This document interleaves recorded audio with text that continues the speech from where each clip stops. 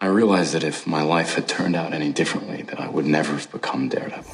This is Netflix's Daredevil. It was the linchpin in Marvel's big push into television in 2015, but after the conclusion of 2017's The Defenders, it looked like Matt Murdock was going to be removed from the MCU permanently. And yet, it looks like the Man Without Fear is back with a retooled show, Daredevil Born Again. I will admit, it's not entirely unpleasant seeing you again. Don't be fooled though. Matt Murdock's journey back to the land of the living was anything but smooth. Time's up, Mr. Murdock. Let's do this again sometime. Back before the MCU, we all suffered through the disappointment that was the Ben Affleck Daredevil movie. I'm not the bad guy. And then, as if that wasn't bad enough, the spin-off focusing on Jennifer Garner's Elektra. After these misguided versions of the much-beloved street-level hero failed to launch a sustainable franchise, the rights would eventually revert back to Marvel in April of 2013. In October of that same year, Deadline reported that Marvel was taking a package of the show to market. Their intention was to recreate their big-screen success with a new venture on America's small screens. Marvel wanted to create 4 drama series and a crossover miniseries, which would total roughly 60 episodes. At the time, this seemed like a big swing, even for the House of Ideas. These projects would eventually amount to Daredevil, Jessica Jones, Luke Cage, Iron Fist, and their group outing, The Defenders. This project would eventually land at Netflix. Drew Goddard, screenwriter of The Martian and Cabin in the Woods, was hired to develop Daredevil and be the showrunner. Previously, Goddard had pitched the R-rated feature film version of Daredevil to Marvel, but they decided not to move forward with the project due to the scale being too small. However, Goddard had made a good impression on the folks at Marvel, and when the opportunity to bring Daredevil to TV presented itself, they reached out. Daredevil?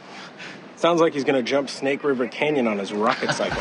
Goddard took elements of Frank Miller's iconic run on the character as well as his seminal miniseries Daredevil, The Man Without Fear, and built a compelling introduction to the character. Look no further than the pilot's opening where Matt is confessing his sins to a local priest and breaking down his relationship with his father. It's a lean, taut performance-driven scene that gives you everything you need to know about the character and his world without ever being campy or over the top.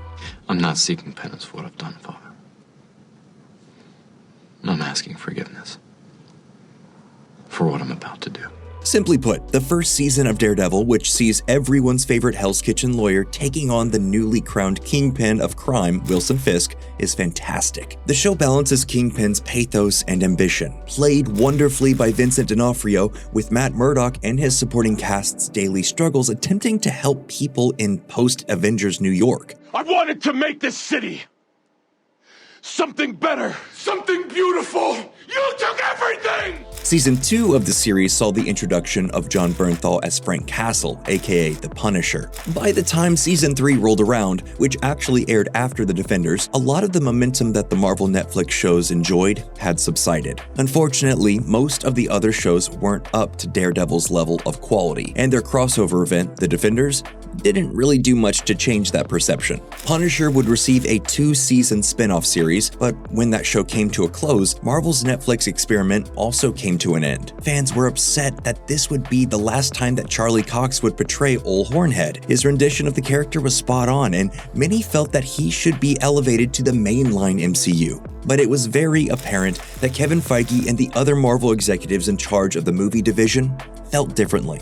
Not everyone deserves a happy ending. You see, during the heyday of the Netflix era, Marvel Studios and Marvel Television were split up and made into 2 disparate and distinct entities. Continuity could only flow one way, from the movies to the TV shows. Characters from the movie could make cameos in the TV shows like Lady Sif in S.H.I.E.L.D. or Peggy Carter getting her own spin-off show, but never the other way around. Additionally, none of the Netflix shows were ever acknowledged within the filmic universe. The incident, is that what we're calling it now? And it was this way until Disney promoted Feige in October of 2019 and gave him complete control over everything Marvel. The fact that everything is now under one umbrella is a much better way to do business. It appeared to everyone involved that Marvel had no plans for revisiting any of the Netflix-era shows or characters. But that possibility got substantially more likely when, in Hawkeye, Vincent D'Onofrio's Kingpin made a surprise appearance. The people need to be reminded that the city belongs to me. Shortly after that, Charlie Cox made his grand return to the MCU with triple cameos in Spider-Man No Way Home, Echo, and She-Hulk. There is still a court of public opinion. How did you just do that? I'm a really good lawyer. But even so, these weren't the answers everyone wanted. They wanted the return of the Man Without Fear in his own series, a continuation of the Netflix show. And then this happened. Aren't you supposed to talk about my show? What? Wait, your show.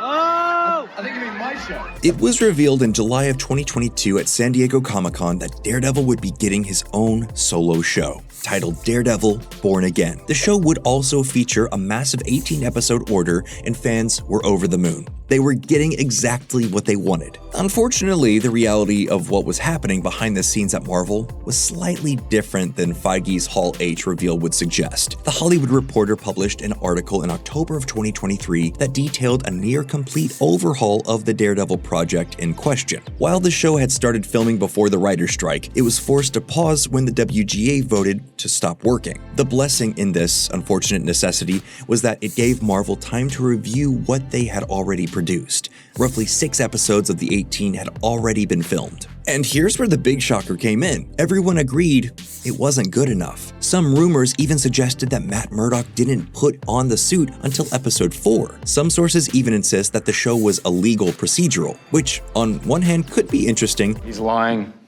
Don't ask me how I know, I just know. Yes, we can all tell he's lying, Mr. Murdock. But the reality is, people want to see Matt Murdock be Daredevil. I'm Daredevil.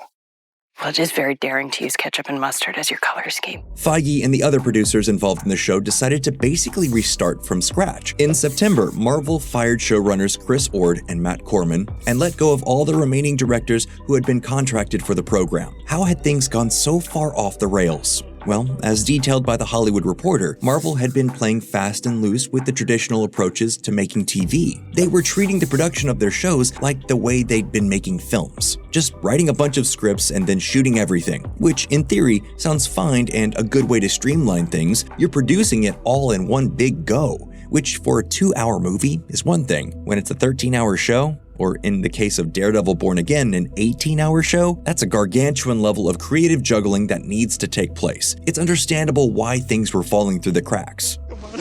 Get up. Matt, come on. Wake up. Wake up! Marvel returned to the drawing board and brought in Punisher and Jack Ryan showrunner Dario Scardapane and directors Justin Benson and Aaron Moorhead.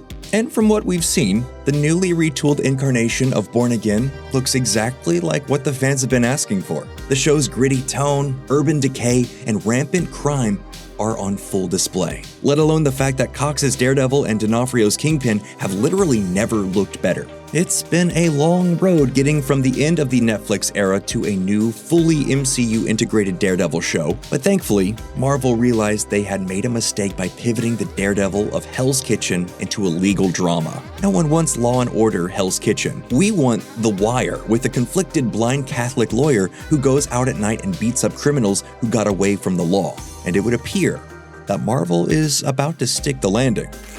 And well, that's all we have for today's episode. What do you think? Is Daredevil Born Again going to live up to the hype? Let us know in the comments below, and as always, please be sure to like, comment, and subscribe for more Nerdstalgic videos just like this.